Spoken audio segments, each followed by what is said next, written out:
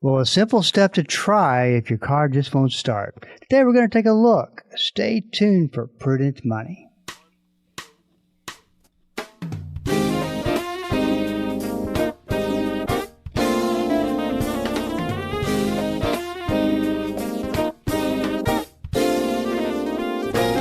Good afternoon, this is Bob Brooks, and you are listening to this special Car Corner edition of Prudent Money.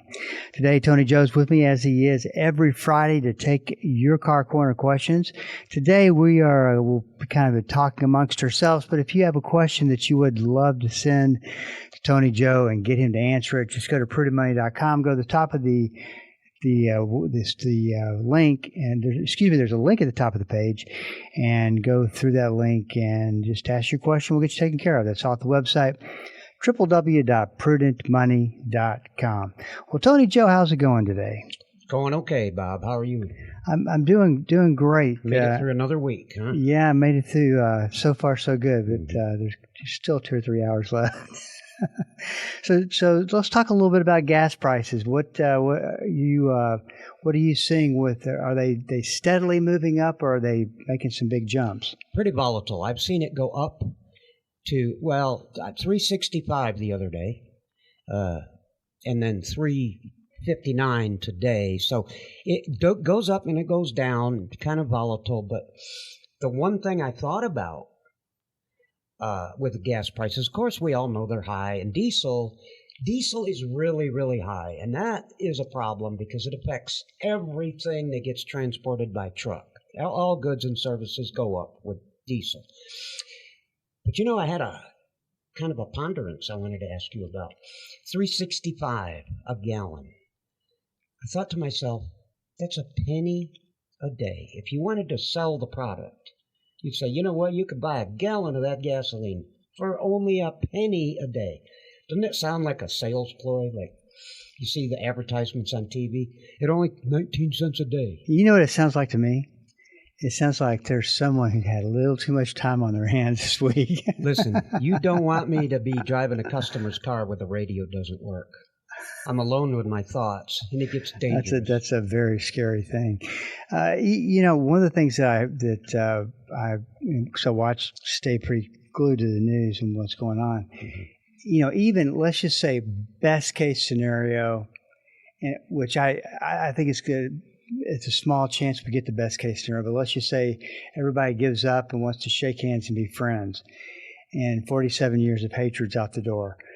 It's still going to take some time to unwind everything that's happened.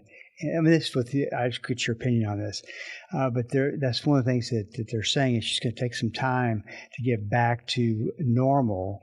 And plus there's been, if you think about it, there's been a lot of damage done to energy infrastructure all over the Middle East, and that kind of continues to happen. And the other thing that I was unaware of until recently, that I didn't know this. But you know why it takes a little more time to recover is because, like, for instance, I didn't know this, but Venezuelan oil, for instance, is not as good quality for some reason as, say, from another country in the Middle East. Well, the refineries... you got to realize, Bob, you can have, like we did during COVID one time, you can have all the tankers floating in the ocean full of crude oil. If you can't refine it, you can't get it to the people.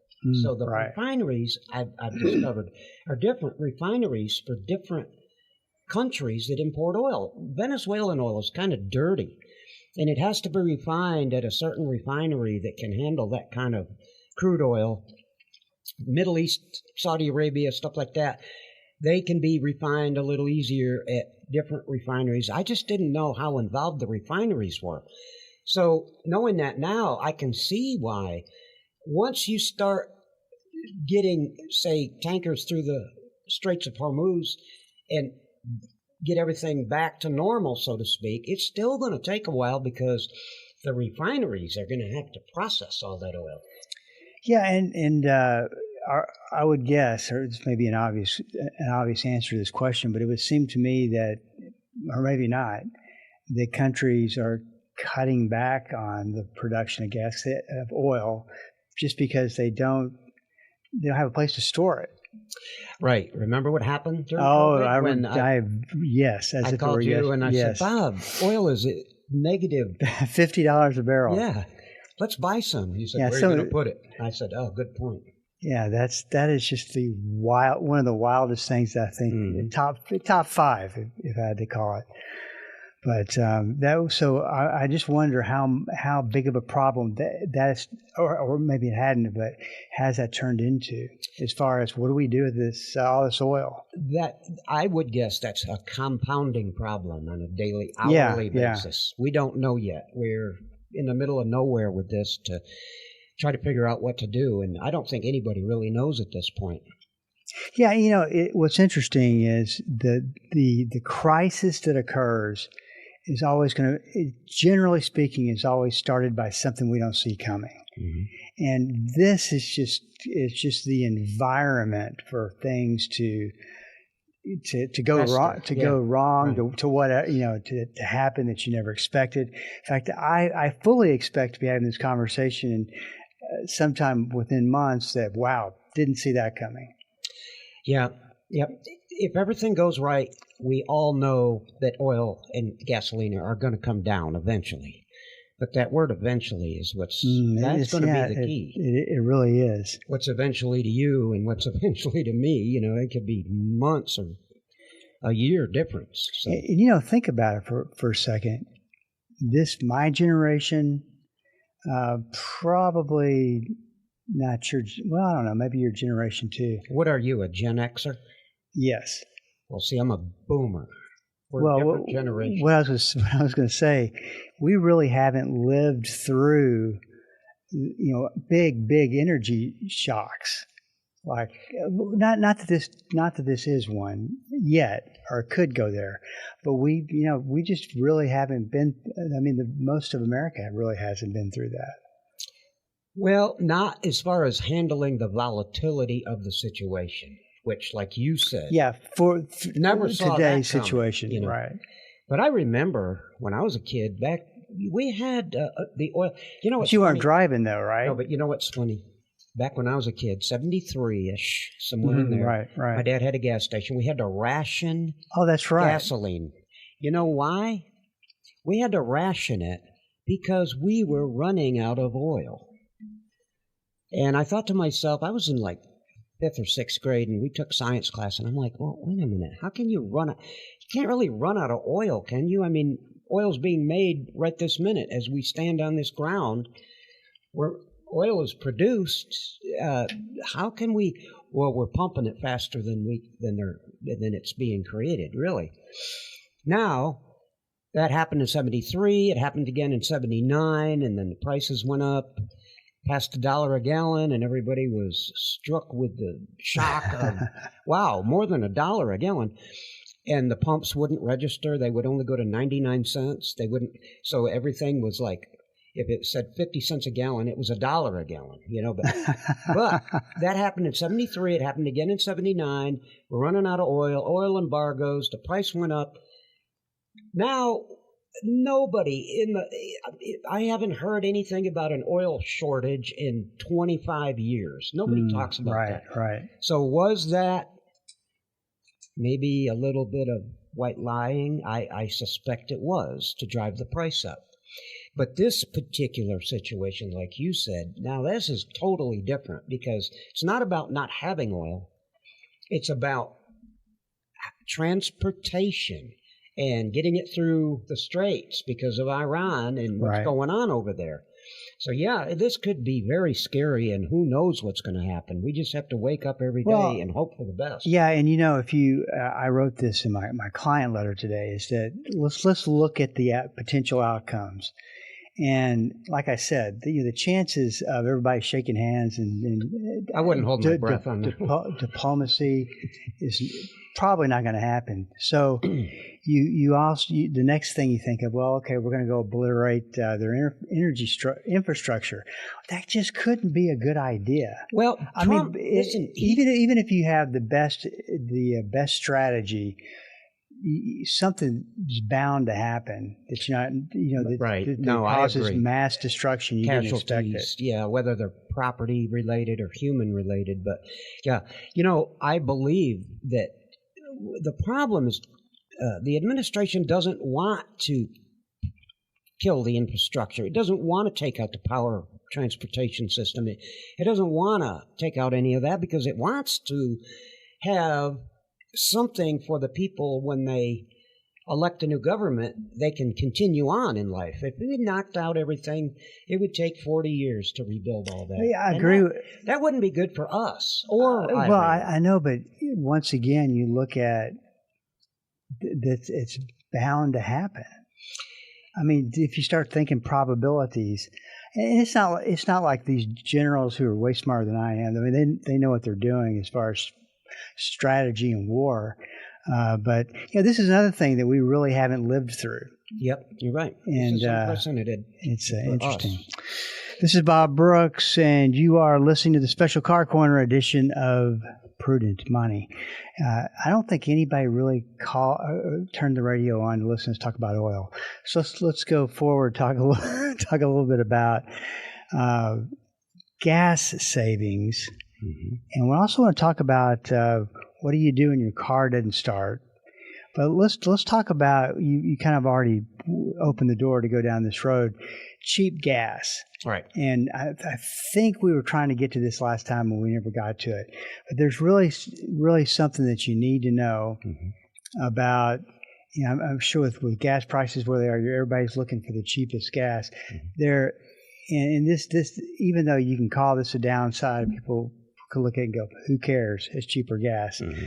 But talk a little bit about the downsides of cheaper gas. Right. So like we've talked about previously, the gasoline business it's a funny business, and I want to explain my thoughts as an automobile mechanic who's been around for more than I want to admit, and the problems that come from using cheaper gas is one thing, but low quality fuel. Let me put it to you like that.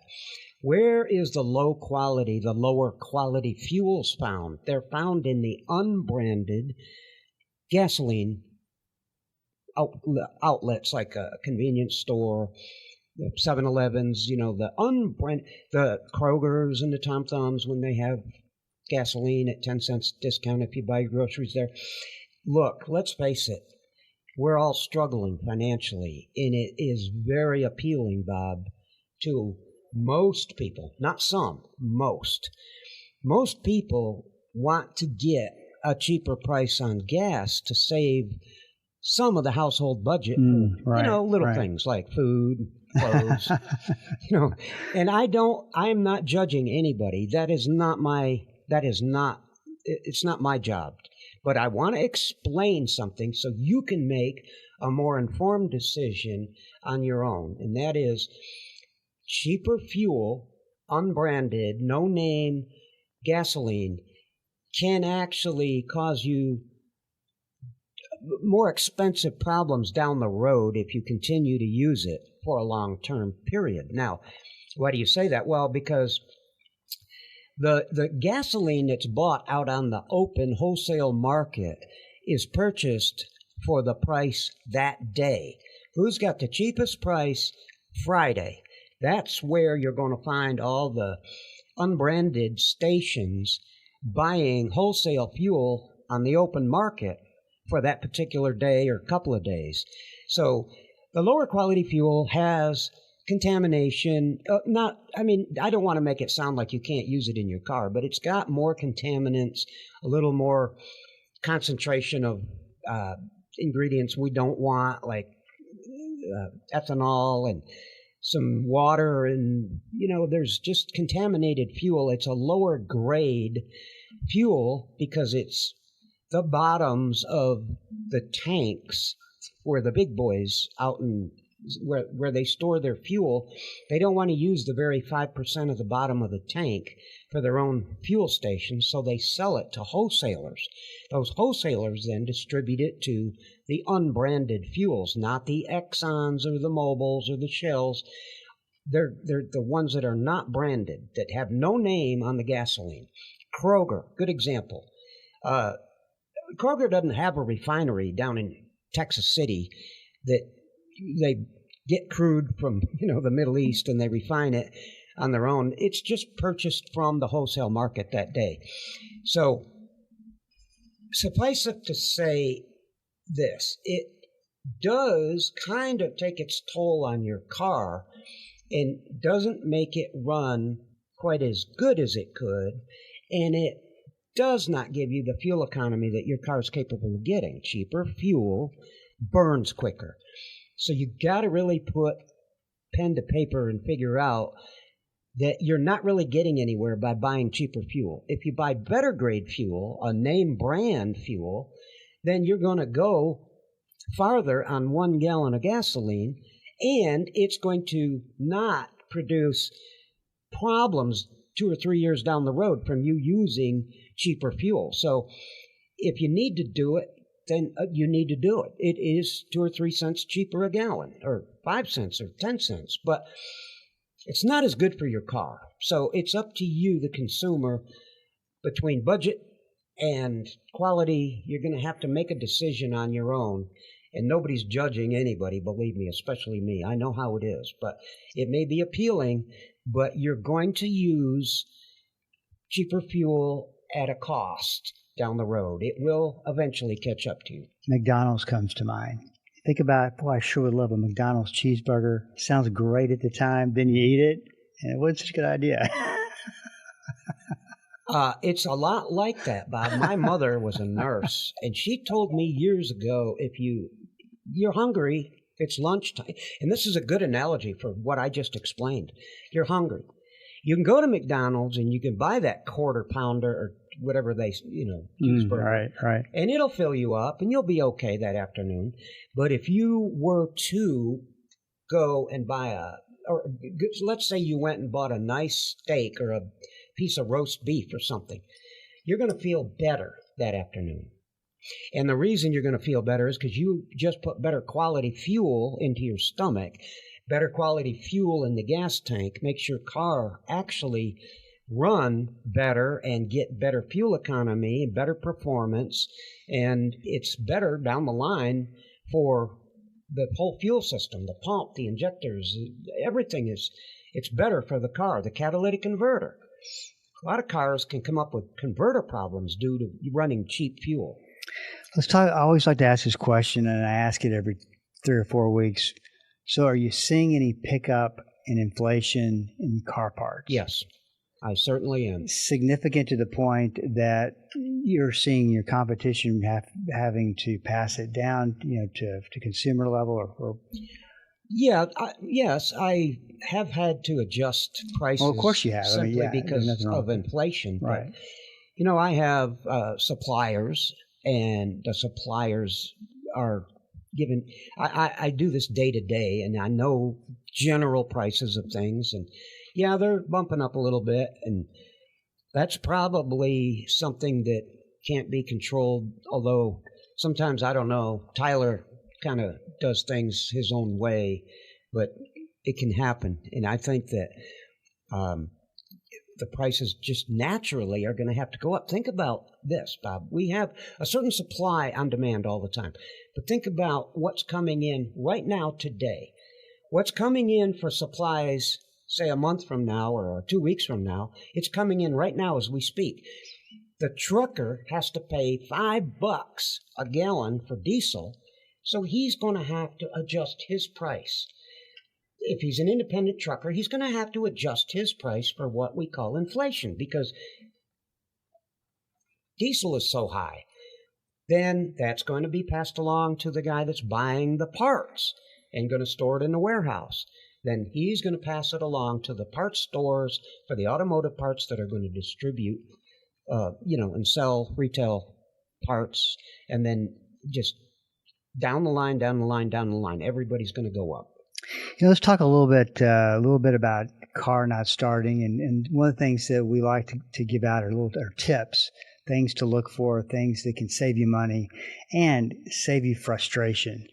You go out to your car, you try to start it, nothing happens.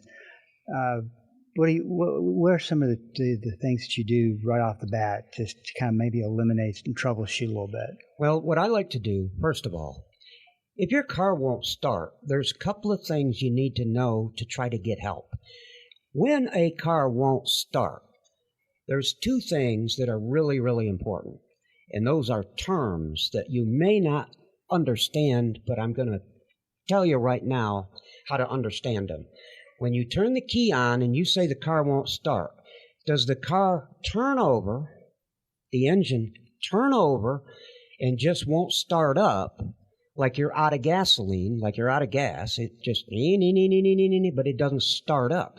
Or when you say it won't start, you turn the key and you have nothing, no noise, maybe a click or but it doesn't even turn over.